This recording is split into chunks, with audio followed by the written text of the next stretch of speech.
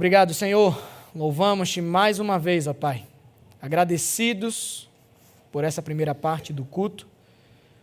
Obrigado, Senhor, pela Tua presença no nosso meio.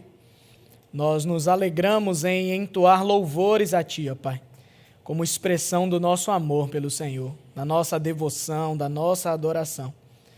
Que toda vez que nós, como igreja, Senhor, abrirmos as nossas bocas para louvar ao Senhor, que seja verdadeiramente em espírito e em verdade, que seja de todo o nosso coração, Senhor, porque o Senhor é merecedor de toda a honra e de toda a glória.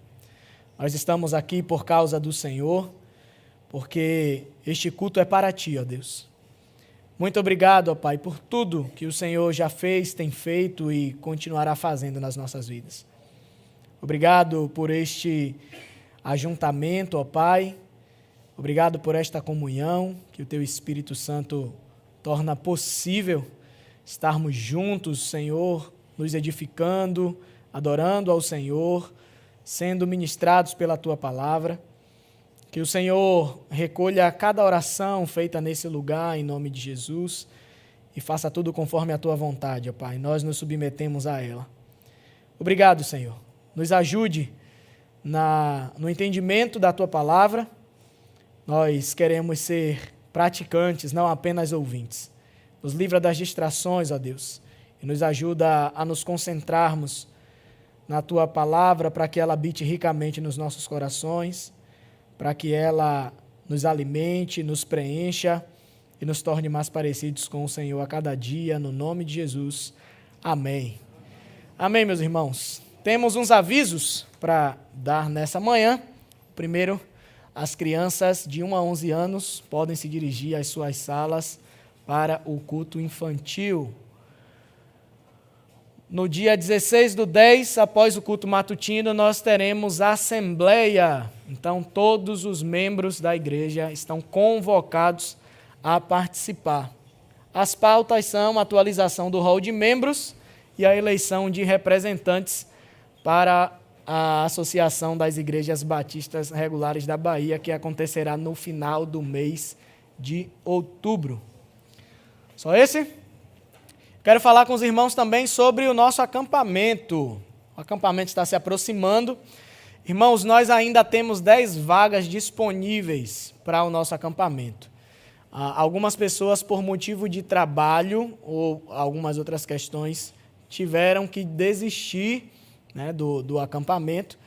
Então, nós temos ainda 10 vagas disponíveis. Se alguém tiver interesse em participar, por favor, procura o irmão Davi e a irmã Deise. Fiquem de pé, por favor, para os irmãos verem. Podem procurar os nossos irmãos no final do culto. Eles vão passar todas as informações para os irmãos. Serão do dia 13 a 15 de novembro.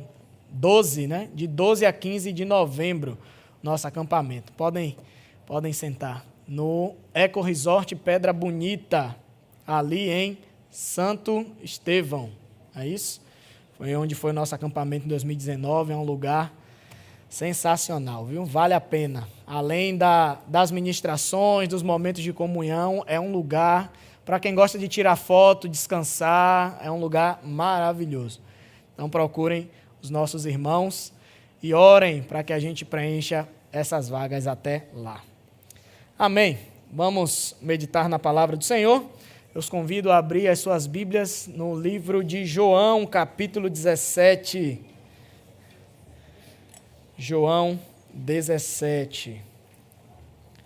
Nós vamos meditar sobre a oração sacerdotal de Jesus.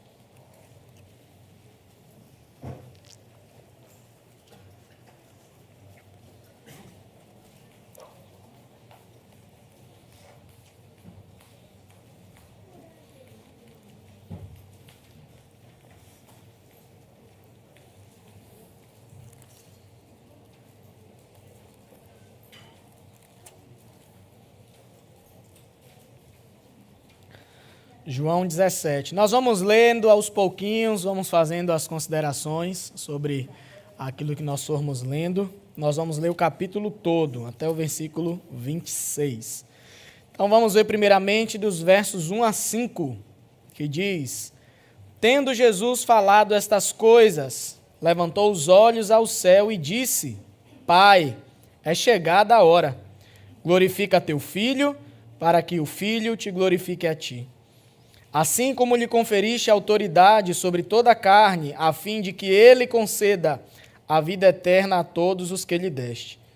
E a vida eterna é esta: que te conheçam a ti, o único Deus verdadeiro, e a Jesus Cristo, a quem enviaste. Eu te glorifiquei na terra, consumando a obra que me confiaste para fazer. E agora, glorifica-me, ó Pai, contigo mesmo, com a glória que eu tive junto de ti, antes que houvesse mundo. Amém. Louvado seja Deus pela sua palavra. O texto começa falando, tendo Jesus falado estas coisas. Quando você volta para o capítulo 16 de João, Jesus está ali com seus discípulos reunidos, fazendo uma espécie de despedida. Jesus sabia que a sua hora estava chegando, a hora de sua morte, de sua crucificação, e Jesus estava dando palavras de consolo e palavras de incentivo também aos seus discípulos. Ele finaliza no verso 33 dizendo: Estas coisas vos tenho dito para que tenhais paz em mim. No mundo passais por aflições, mas tende bom ânimo, eu venci o mundo. Então Jesus sabia de tudo aquilo que iria acontecer com ele. Um momento de sofrimento ainda maior iria se iniciar na sua vida, mas Jesus sabia que tudo aquilo que iria acontecer tem um propósito específico, né? Tinha um propósito específico por Deus para que isso acontecesse. E Jesus, ele anima os seus discípulos, né? É maravilhoso ver isso em Jesus. Mesmo sabendo daquilo que o aguardava, Jesus se reúne com os seus discípulos e mesmo sabendo de todo o sofrimento, de toda a dor que ele passaria, ele dá palavras de ânimo e de consolo aos seus discípulos. Essa oração sacerdotal de Jesus, ela é maravilhosa. Nós vamos ver algumas verdades que Jesus, ele ora ao Pai. E é interessante, né? Imagine uma oração, Jesus Cristo conversando com Deus Pai, né? É uma oração poderosa essa e nos ensina muitas coisas. Então, Jesus conversando ali com seus discípulos, depois de finalizar, depois de falar com os discípulos, né? Tenham paz em mim, essas coisas vos tenho dito para que vocês tenham paz em mim. No mundo vocês vão passar por aflições, não vai ser fácil a caminhada de vocês, mas não se preocupem com isso não, né? Porque eu venci o mundo, então tenham bom ânimo, confiem em mim, depositem a confiança em mim, tudo isso vai passar, eu já venci todas essas coisas. E aí Jesus, ele ergue os seus olhos aos céus, como diz o versículo 1, e ele começa a orar a Deus. Essa oração de Jesus, nós vamos ver que ela aborda 4 temas que são muito importantes para nós. Essa oração de Jesus, ela vai falar, em primeiro lugar, sobre salvação. Depois, vai nos falar sobre a segurança da salvação que nós temos em Jesus. Vai falar sobre santificação e, por fim, de unidade do corpo de Cristo, da sua igreja. E os versos 1 a 5 vai falar justamente sobre salvação. Então, Jesus sabia que a hora da sua crucificação se aproximava, mas ele sabia também que, mesmo com o sofrimento, mesmo com a crucificação, tudo isso culminaria para a glória de Deus. Deus seria glorificado em seu sofrimento. E muito mais do que isso. Assim como Deus seria glorificado através do sofrimento de Cristo, o próprio Cristo também seria glorificado pela sua obra redentora ali na cruz. E os versos 2 e 3 vai nos falar sobre a essência dessa salvação. Cristo morreu na cruz com um propósito, para nos salvar. E qual é a essência dessa salvação? Então os versos 2 e 3 vai nos mostrar justamente isso. O verso 2 e 3 fala assim: Assim como lhe conferiste autoridade sobre toda a carne, a fim de que ele conceda a vida eterna a todos os que lhe deste, e a vida eterna é esta, que te conheçam a ti, o único Deus verdadeiro, e a Jesus Cristo, a quem enviaste. Então, nessa oração aqui, Jesus está conversando com o Pai, e ele nos mostra que Deus deu autoridade a ele para nos dar vida eterna. O poder para nos dar salvação e vida eterna está em Jesus. E esse poder foi concedido pelo Pai. Então, nós vemos aqui que não são todas as pessoas que serão alvo dessa salvação. Nós vamos ver no decorrer da oração de Jesus que isso fica muito claro. Então, neste ponto, a gente já descarta a posição universalista de salvação, de que todos serão salvos. Nós vamos ver aqui, Jesus está falando que Deus concedeu poder a ele para dar vida eterna e salvar aqueles que o Pai o concedeu. Não são a todas as pessoas. Então, a vida eterna é para todos os que foram eleitos por Deus para a salvação. Todos aqueles que o Pai deu ao Filho. E o maravilhoso disso tudo é nós descansarmos na soberania de Deus, saber que a salvação pertence ao Senhor. O poder de vida eterna, de salvação, está nas mãos de Jesus. Não está nas nossas mãos. O poder da salvação não está nas mãos de um profeta, não está nas mãos de apóstolos, não está nas mãos do pastor, não pertence a Paulo, não pertence a Pedro. O poder da salvação não está nas mãos de Maria. O poder da salvação não pertence a um concílio eclesiástico. O poder da salvação e da vida eterna está nas mãos de Jesus Cristo. E isso nos traz um consolo e um alívio, né? Porque na soberania de Deus, verdadeiramente, nós podemos descansar. O nosso Deus é justo e tudo aquilo que Ele faz é bom, é perfeito e é agradável. E continuando aqui, ele vai falar sobre o conceito de vida eterna. E o que é a vida eterna? E o versículo 3 responde: vida eterna nada mais é do que conhecer a Deus. Essa é a vida eterna. E a vida eterna é esta: que te conheçam a ti, o único Deus verdadeiro, e a Jesus Cristo, a quem enviaste. Conhecer a Deus. Mas nós precisamos ter atenção que esse conhecimento de Deus não é um conhecimento simplesmente teórico. Não é apenas saber algo sobre Deus. Não é fazer como muitos ateus ou céticos fazem, de pegar a Bíblia, abrir, ler para refutar Deus, para dizer que Deus não existe. Não é esse tipo de conhecimento que Jesus está falando aqui. Esse conhecimento que Jesus fala é um conhecimento experimental. Não é apenas conhecer sobre Deus, saber sobre Ele, mas é conhecer a intimidade de Deus. E como é que nós podemos conhecer a intimidade de Deus? Através do Espírito Santo que habita em nós. Abra sua Bíblia em 1 Coríntios, capítulo 2. Paulo vai falar sobre isso. 1 Coríntios, capítulo 2, versos 11 e 12.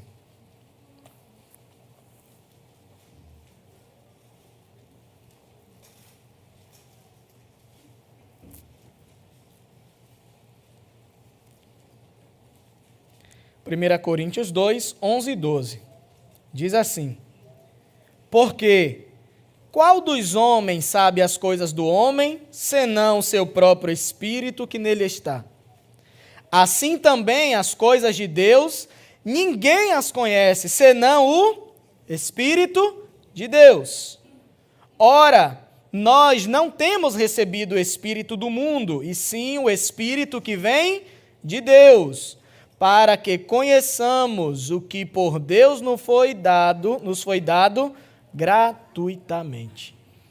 Então, o Espírito Santo, que é o Espírito de Deus, que conhece o íntimo de Deus, esse mesmo Espírito habita em nós e vai nos revelando coisas sobre Deus, né? Através da sua palavra, através dessa intimidade, através desse relacionamento experimental com Deus. Então, conhecer a Deus é muito mais do que uma fé teórica. É muito diferente do que essa fé teórica. Conhecer a Deus é uma experiência pessoal de comunhão, de intimidade, de relacionamento com Deus. E é maravilhoso estar na presença de Deus, é maravilhoso desfrutar desse relacionamento de Deus. E o mais maravilhoso ainda é saber que esse relacionamento pessoal e íntimo que aqueles que são de Deus têm com Ele, o maravilhoso é saber que esse relacionamento que temos aqui neste mundo com Deus é apenas uma sombra do relacionamento, da consumação desse relacionamento que nós vamos desfrutar por toda a eternidade na presença dEle. Face a face com Deus, na presença de Jesus, desfrutando disso eternamente. Então, se já é prazeroso para você ter intimidade, estar com o Senhor, buscar a Deus, imagine lá quando nós estaremos diante dEle, desfrutando pessoalmente da sua presença.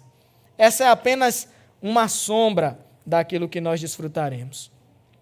E o versículo 4 vai falar sobre a consumação da vida eterna. Eu te glorifiquei na terra, consumando a obra que me confiaste para fazer. Jesus já tinha feito muita coisa até então, e João vai falar isso no final do seu evangelho. Ele vai falar que Jesus ele fez muitos milagres, fez muitas coisas, e foi tanta coisa que não dava para João escrever tudo que Jesus tinha feito, porque senão não caberiam em diversos livros. Então, até esse ponto que Jesus ora ao Pai, Jesus já tinha feito muitas coisas. Mas Jesus, nessa oração, estava apontando para aquilo que ele ainda haveria de fazer. E o que Jesus haveria de fazer é o ponto culminante da sua obra. É quando ele vai para a cruz. E na cruz, Jesus diz, está consumado. Esse é o ponto culminante da obra de Jesus. No grego, esse está consumado é uma palavra só, é a palavra tetelestai, que significa está pago. Na cruz, Jesus, quando disse está pago, significa o quê? Que não há mais dívida para o pecador que crê em Cristo Jesus. Não existe mais condenação para aqueles que estão em Cristo Jesus. O Senhor Jesus, na cruz, através da sua vida, como sacrifício perfeito, como Cordeiro perfeito de Deus, ele pagou o preço pelo nosso pecado. E para aquele que está em Cristo Jesus, não há mais condenação, não há mais dívida. A cédula de condenação que havia sobre nós, Jesus rasgou na cruz. E o diabo não tem mais o poder de nos condenar. Nós estamos salvos em Cristo Jesus. E essa obra de Jesus também traz uma recompensa para ele mesmo, está no verso 5. E agora glorifica-me, ó Pai, contigo mesmo, com a glória que eu tive junto de ti antes que houvesse mundo. Cristo se humilhou, veio como homem, assumiu a forma de servo, nos serviu, nos abençoou, falou sobre o reino de Deus, morreu em nosso lugar pelos nossos pecados, mas em sua ressurreição Deus o exalta. Em sua ressurreição Deus devolve a Cristo toda a glória que ele tinha com o Pai, mesmo antes que houvesse mundo. Jesus foi exaltado, Jesus foi glorificado. E isso nos mostra que toda vez, a palavra de Deus diz que Jesus foi obediente até a morte, morte de cruz. E essa obediência de Jesus, não é, trouxe essa recompensa. Jesus, ele foi glorificado, ele recebeu de volta toda a glória que ele tinha com o Pai, antes mesmo da fundação do mundo. E isso nos ensina também que a nossa obediência a Deus traz recompensas para a gente. Quando nós obedecemos ao Senhor, quando nós obedecemos a sua palavra, quando nós fazemos a vontade de Deus, Deus nos recompensa por isso. Tudo aquilo que nós fazemos para Deus não é em vão. Nós seremos recompensados quando nós fazemos algo para o Senhor. E nós vemos que Jesus ele foi recompensado pela sua obediência. Na sua ressurreição ele recebe de volta toda a glória que ele já tinha com o Pai, mesmo antes que houvesse mundo. Essa é a salvação, é conhecer a Deus. Nós fomos salvos e na nossa salvação nós fomos religados com Deus. Jesus, nós estávamos andando por um caminho totalmente oposto a Deus. Era um caminho que nos levaria para o inferno, para a perdição. E Jesus, quando morre na cruz, ele abre o nosso entendimento, ele nos ilumina, nos mostra que nós estávamos andando pelo caminho errado, mas ele, sendo o caminho que nos leva a Deus, ele nos traz de volta, ele nos converte, nos faz mudar a rota, e agora em Cristo Jesus nós estamos caminhando em direção ao Pai. Essa é a obra de salvação. E quando nós fazemos isso, nós temos plena comunhão com Deus. Estávamos afastados de Deus por causa do nosso pecado. E agora, em Cristo Jesus, nós podemos ter comunhão com Deus. Podemos estar novamente ligados com o Pai. Deus não está mais irado conosco, porque o sangue de Jesus foi derramado e foi o preço pago pelos nossos pecados. Deus não é mais o nosso inimigo, porque nós vivíamos pecando contra Ele o tempo todo, mas Deus agora está do nosso lado, caminhando conosco, nos fortalecendo, nos dando o ânimo que precisamos para perseverar cada dia na nossa caminhada. Essa é a salvação de Cristo Jesus. E lembre-se sempre, a salvação não está nas nossas mãos. A salvação não pertence à igreja. A salvação não pertence a homens. A salvação está nas mãos do nosso Senhor Jesus Cristo. E se você serve ao Senhor, se você já é um servo de Deus, se você depositou a sua fé em Cristo Jesus, agradeça a Deus todos os dias por isso. Você é um privilegiado. Você foi um escolhido por Deus, desde antes que houvesse mundo, para desfrutar dessa salvação. E é um privilégio que nem todos poderão desfrutar. Nós somos privilegiados pelo Senhor. Nós precisamos dar valor a essa salvação. Por isso que Paulo fala que a nossa alegria e a nossa exultação deve estar nisso, na nossa salvação, naquilo que Deus fez por nós, porque era algo que nós não poderíamos fazer por nós mesmos, mas Deus, no seu plano eterno, através de Cristo Jesus, tornou isso possível a nós. Então louvamos ao Senhor nessa manhã por isso. E mais para frente, a partir do verso 6, a oração de Jesus vai nos mostrar sobre a segurança da nossa salvação. Verso 6 diz assim: manifestei o teu nome aos homens, que me destes do mundo. Eram teus, tu nos confiaste, e eles têm guardado a tua palavra.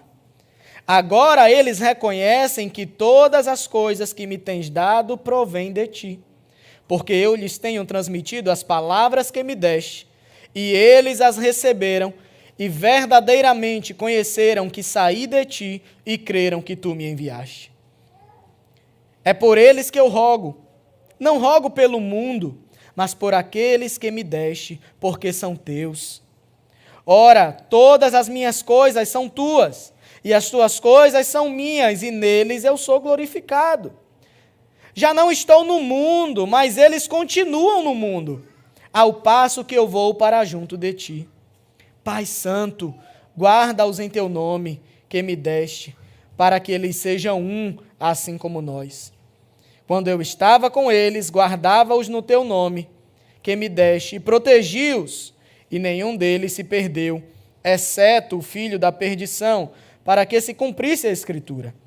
Mas agora vou para junto de ti, e isto falo no mundo, para que eles tenham o meu gozo completo em si mesmos. Eu lhes tenho dado a tua palavra, e o mundo os odiou, porque eles não são do mundo, como também eu não sou. Não peço que o tires do mundo, e sim que o guardes do mal. Eles não são do mundo, como também eu não sou. Veja a segurança da nossa salvação, que está em Cristo Jesus. O verso 6 nos mostra que, dentre todas as pessoas, quando ele fala que manifestei o teu nome aos homens, que me deste do mundo. Mundo aqui significa todas as pessoas que estão no mundo. Jesus ele vai fazer essa separação, essa distinção de todas as pessoas que estão no mundo para aqueles que Deus deu a ele. Aqueles que Deus deu a Jesus estão bem guardados debaixo do seu poder. Então, dentre todas as pessoas, Deus dá alguns ao seu Filho. Deus nos deu a Cristo. E a isso nós chamamos de eleição. É isso que é eleição. São aqueles que Deus escolheu para dar a Cristo, para estarem bem guardados. Então, quando a palavra mundo aqui é falada no verso 6, no verso 9, é por eles que eu rogo, não rogo pelo mundo, mas por aqueles que me deste, porque são teus. Então o mundo simboliza isso, a totalidade de todas as pessoas que estão no mundo, e Jesus vai fazer uma distinção entre a totalidade dessas pessoas e os eleitos de Deus que estão em suas mãos.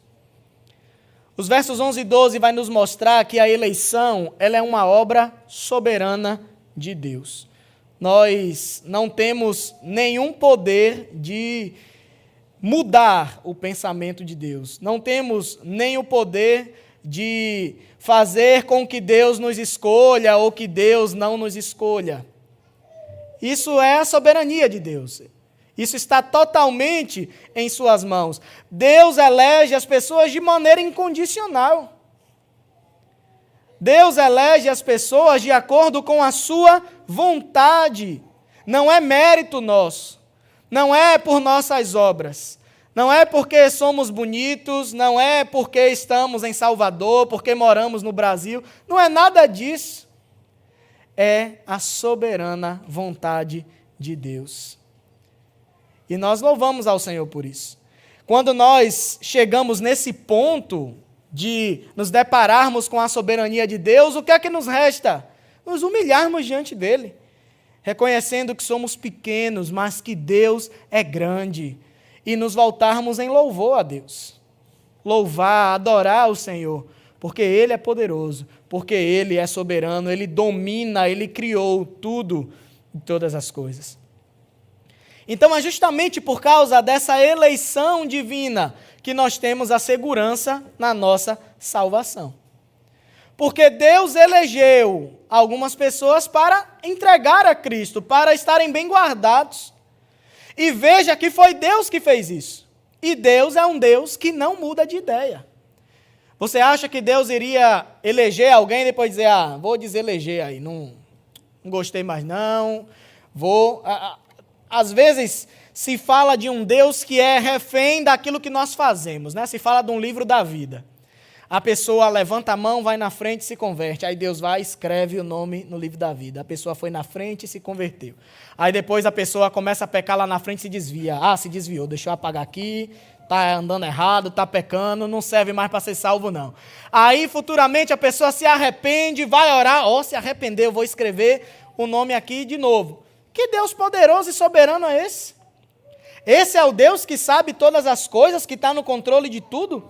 Esse Deus que está se pregando aí é um Deus que é refém das nossas vontades.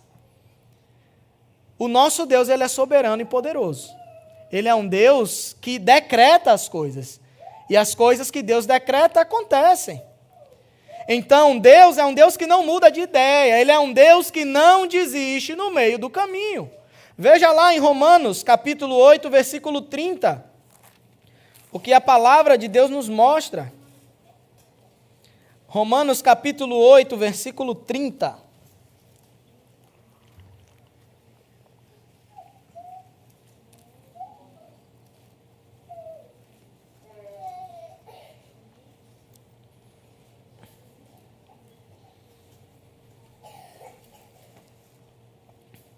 Veja só o que Paulo fala. E aos que predestinou, a esses também chamou. Aos que chamou, a esses também justificou. E aos que justificou, a esses também glorificou. Quando Deus começa a obra de salvação na vida de alguém, Ele conclui. Veja que aqui no verso 30 estão todas as etapas de salvação. E você vê aqui que Deus não para no meio do caminho e desiste da obra que ele começou. Mas Paulo é enfático. Aos que predestinou, ele chamou. Aos que chamou, justificou. E aos que justificou, ele glorificou. Ele começa a obra e ele termina. A salvação, ela é uma obra de Deus. Deus planejou a salvação, executa a salvação e ele também consumará a nossa salvação. Está tudo em suas mãos. Somos totalmente dependentes de Deus. O Senhor Jesus, ele pede em sua oração para que Deus nos guarde enquanto estamos nesse mundo. Veja que o Senhor Jesus, ele tem total cuidado com aqueles que Deus o entregou em suas mãos.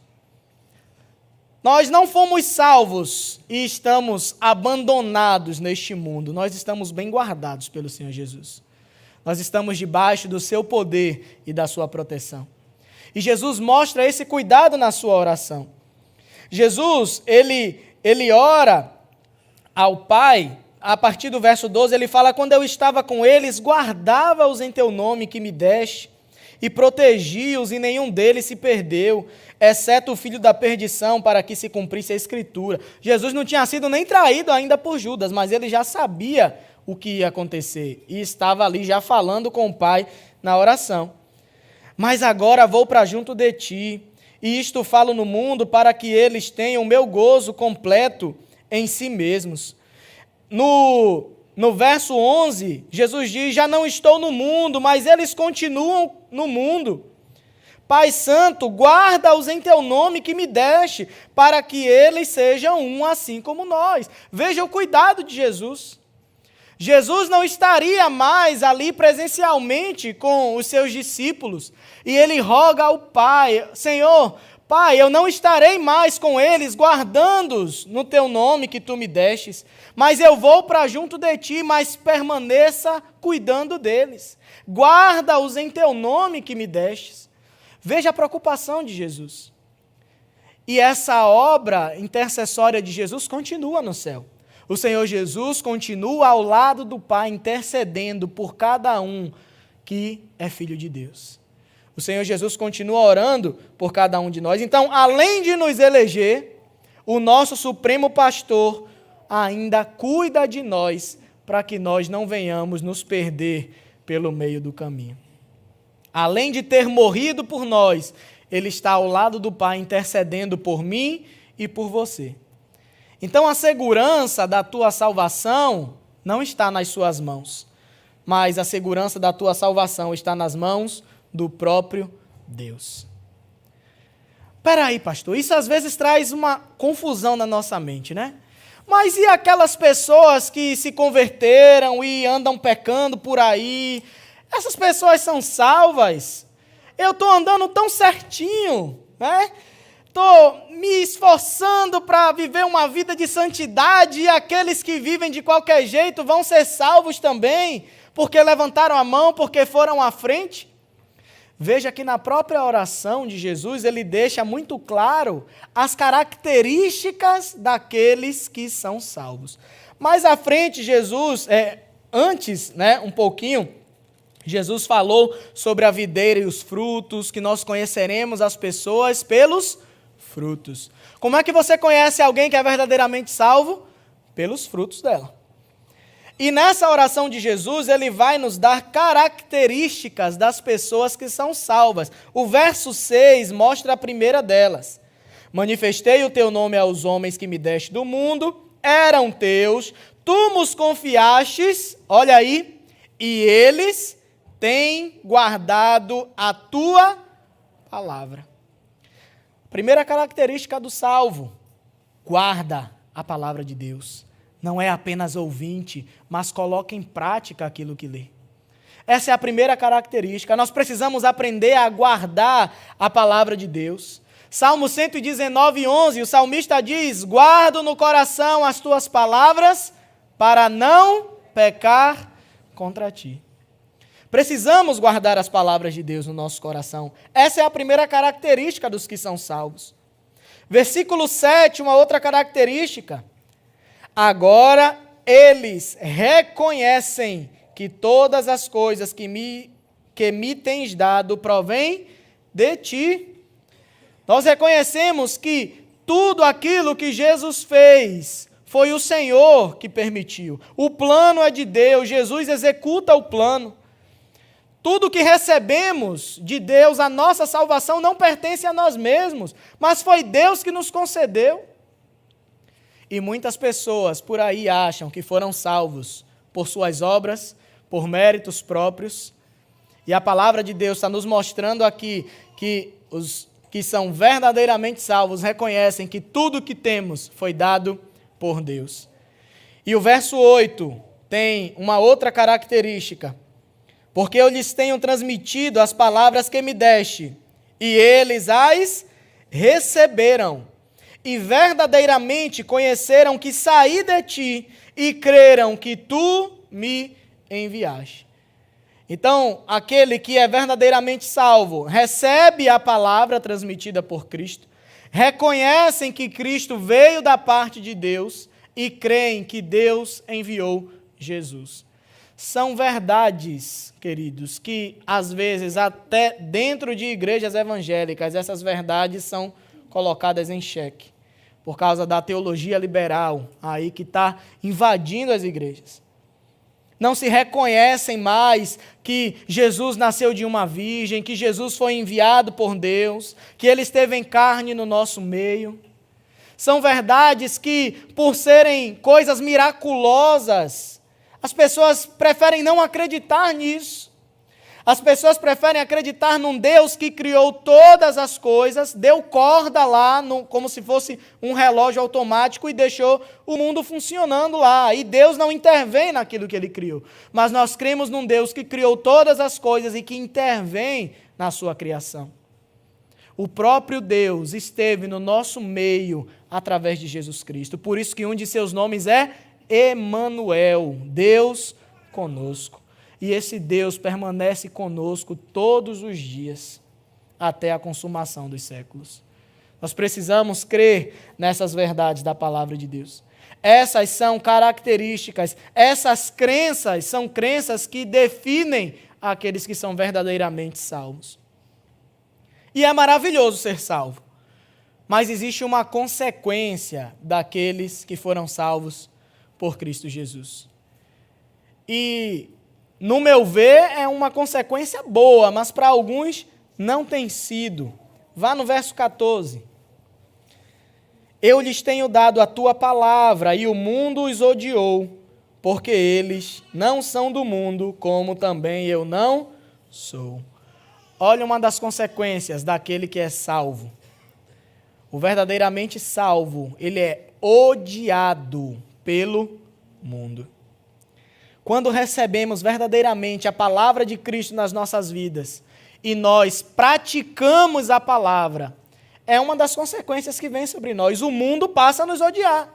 Nós passamos a ser odiados pelas pessoas do mundo. Mas isso é bom. Isso é um sinal que as nossas características celestiais estão mais evidentes do que as nossas características terrenas. Isso é um sinal que nós estamos abandonando as práticas mundanas que nós praticávamos antes. E por que nós fazemos isso?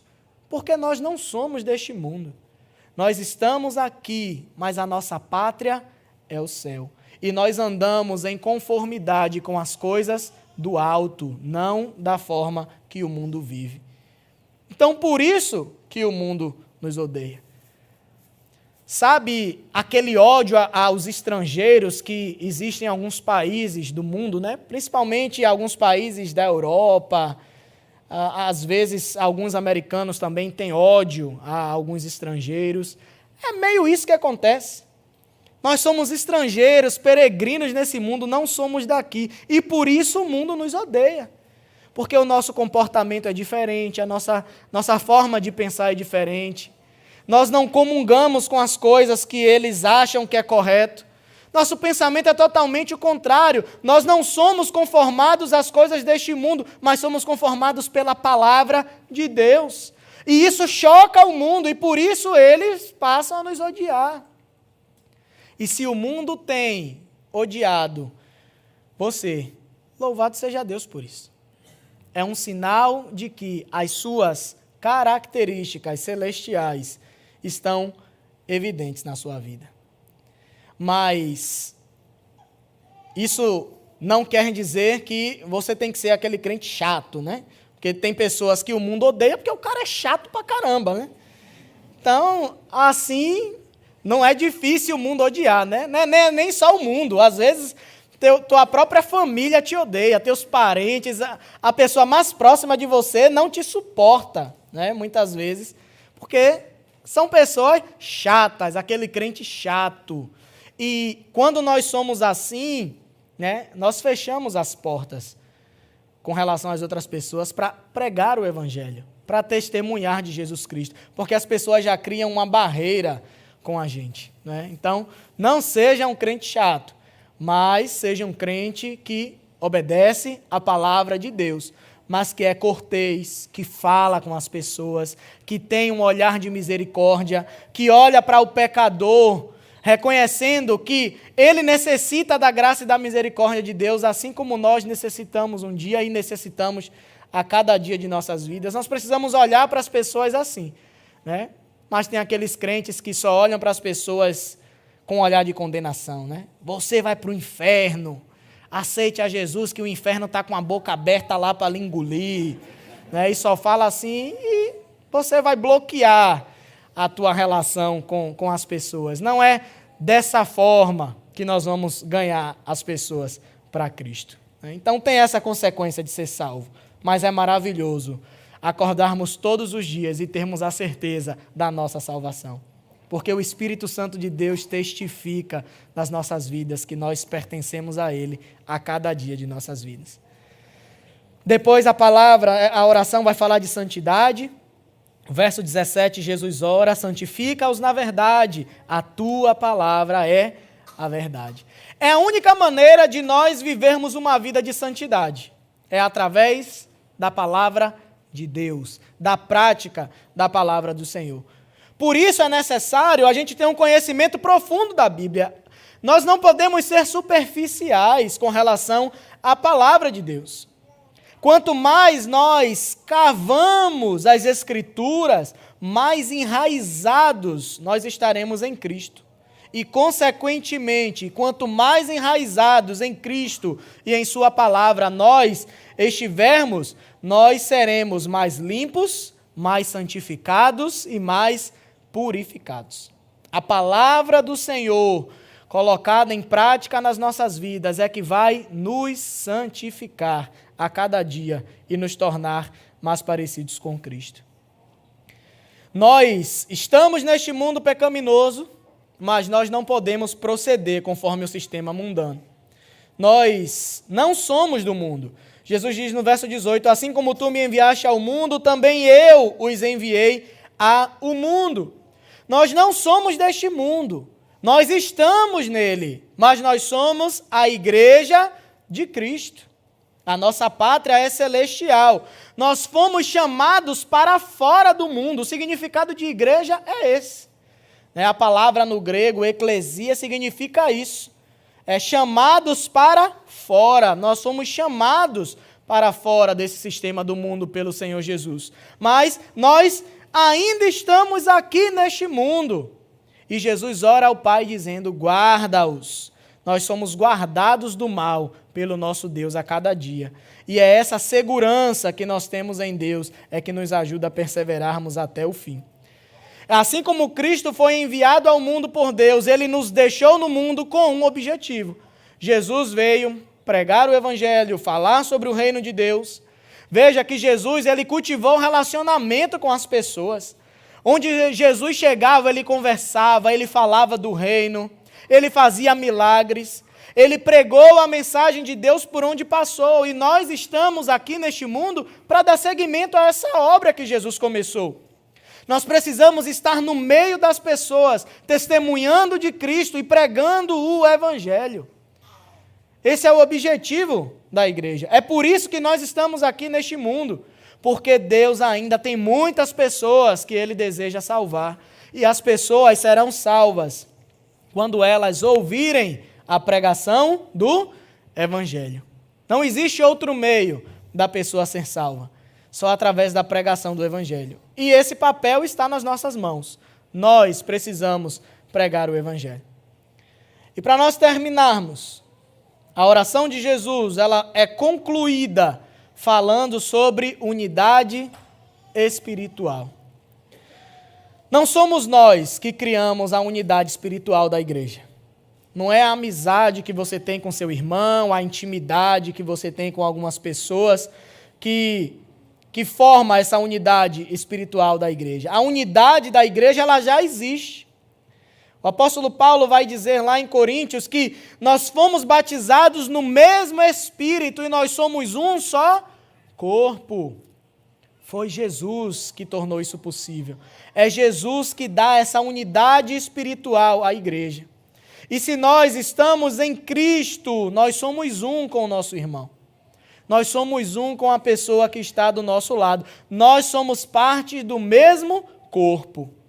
E essa relação de unidade vai muito além da nossa denominação. Nós não podemos incorrer no erro de achar que somente a Igreja Batista Regular da Pituba vai ser salva.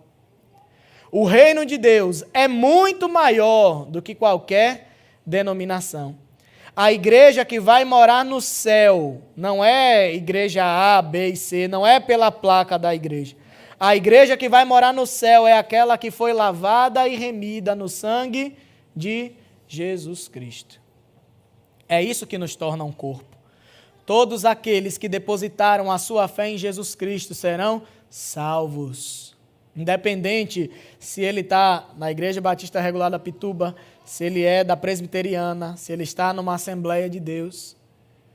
É o sangue de Jesus que torna possível a nossa salvação. E nós que estamos aqui, queridos, precisamos manter a unidade. Nós somos um corpo e precisamos ser um corpo bem ajustado. E Jesus pede isso ao Pai no verso 20 e 21. Principalmente no 21, que ele diz, a fim de que todos sejam um, e como és tu, ó Pai, em mim e eu em ti, também sejam eles em nós, para que o mundo creia que tu me enviaste. Existe uma unidade na Trindade. Existe uma harmonia entre o Pai, o Filho e o Espírito Santo. Existe uma relação de santidade entre eles. E se nós estamos no Pai, no Filho, nós somos um só. Assim como eles são um só. Então nós não podemos gastar as nossas energias brigando uns com os outros, levantando muros entre nós e o nosso irmão, criando contendas no meio da igreja. Se estamos em Cristo, nós somos um. E nós precisamos aprender a admoestar uns aos outros em amor, a corrigirmos uns aos outros, a disciplinar quando for necessário, a encorajar o nosso irmão, a consolar, a ensinarmos uns aos outros. Isso é igreja, isso é unidade. Tudo isso em amor. A igreja só terá sucesso na obra missionária e evangelizadora no mundo quando ela estiver unida, quando nós formos unidos. De fragmentação e desunião já basta o mundo que é assim. O mundo está fragmentado, o mundo está dividido por questões políticas, ideológicas, religiosas, raciais, financeiras. O mundo já vive essa divisão. Aí nós como igreja vamos lá, pregamos o evangelho, as pessoas querem ouvir mais, nós trazemos as pessoas para dentro da igreja, e ao invés dela encontrarem dentro da igreja uma comunidade de comunhão, de suporte, de perdão, elas encontram briga dentro da igreja, divisão na igreja. Isso é um péssimo testemunho para eles. Se as pessoas já vêm de um ambiente fragmentado, dividido, de briga, e ela entra na igreja e encontra o mesmo cenário que está lá fora, ela não vai querer ficar aqui dentro. Lá fora, às vezes, está até melhor do que dentro de muitas igrejas aí.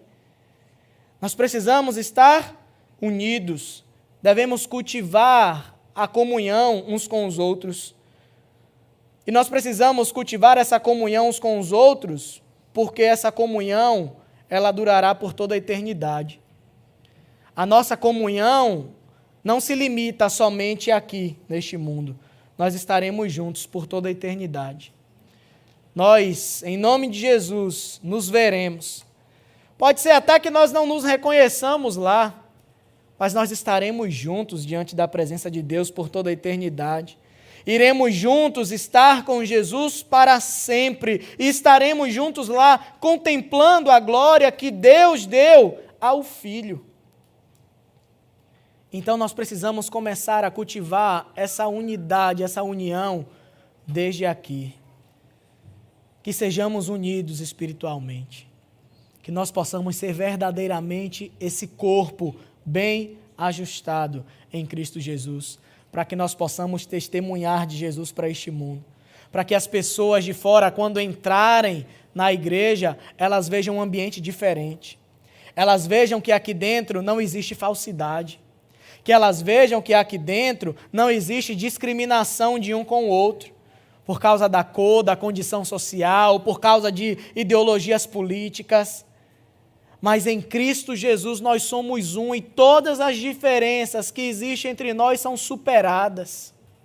Todos nós somos alvo da mesma obra de Cristo. Eu fui, você foi. O Senhor Jesus, quando morreu naquela cruz por nós, Ele não olhou a sua cor, a sua condição social. Ele não nos diferenciou, não nos abandonou por causa disso. E por que nós fazemos isso com os nossos irmãos? Nós levantamos muros que o próprio Jesus derrubou. Vamos manter a unidade, queridos. Vamos desfrutar de todas essas verdades da oração do Senhor Jesus. Nos alegrar com a nossa salvação que Ele nos deu. Se você porventura está aqui nessa manhã e você ainda não entregou a sua vida a Jesus, não perca tempo. A salvação pertence a Jesus. A salvação está nas mãos dele. Para que você seja salvo e para que você receba a vida eterna, você precisa de Jesus. Não adianta você tentar buscar a tua salvação pelos teus meios, pelas suas forças. Você só vai se esgotar. Você só vai se cansar. Você vai chegar no fim da caminhada e vai ver que não valeu a pena todo o esforço que você fez para tentar ser salvo, mas se entregue a Jesus. Jesus é o único caminho que nos leva a Deus. E veja que aqueles que são salvos em Cristo Jesus são bem guardados. Aqueles que são salvos por Jesus têm segurança da sua salvação. Mas esse é um privilégio somente para aqueles que estão em Cristo Jesus. Não perca tempo. Se achegue a Jesus enquanto é tempo. Amanhã pode ser muito tarde. Às vezes nós achamos que temos o controle das nossas vidas, mas nós não sabemos nem o que é que acontecerá no próximo minuto da nossa vida. Muitas pessoas, nesse engano, achando que têm o controle das suas vidas, acabou morrendo, perdendo a sua vida por acidentes, por coisas que aconteceram, e elas não tomaram uma decisão na sua vida. Você pode fazer isso aí no lugar que você está. Orar ao Senhor, clamar a Ele e dizer: Senhor, vem ser o Senhor da minha vida. Eu entrego a minha vida ao Senhor. Você pode fazer isso aí no lugar que você está. E a partir desse momento, você estará bem seguro debaixo do poder de Deus. E nós, como igreja, vamos tomar posse dessas palavras. Vamos tomar posse dessas verdades, da nossa salvação, da certeza da salvação que temos em Cristo Jesus, da necessidade que nós temos de nos santificar a cada dia, de demonstrar frutos de salvação e de nos unirmos como igreja.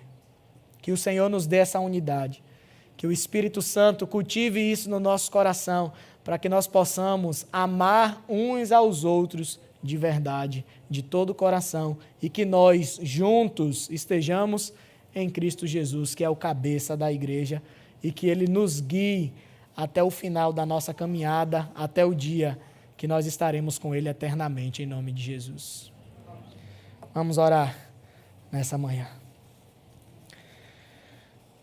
Louvamos-te, ó Pai, pela Tua palavra. Obrigado, Senhor, pelas Tuas verdades, ó Deus. Senhor Jesus, obrigado por esta oração que o Senhor fez ao Pai. Uma oração que nos ensina tantas coisas maravilhosas, ó Deus. Uma oração, Senhor, que nos mostra sobre a nossa salvação, sobre aquilo que o Senhor fez por nós. Nós te louvamos pelo Teu cuidado para conosco, Jesus. Nós te louvamos, ó Deus, pelo Teu plano eterno de salvação, porque o Senhor nos elegeu desde antes que houvesse mundo, para que fôssemos salvos, ó Pai. Louvamos-te porque a segurança da nossa salvação não está nas nossas mãos. Misericórdia, se dependêssemos de nós para sermos salvos, ó Deus. Obrigado, Senhor, porque está em Ti.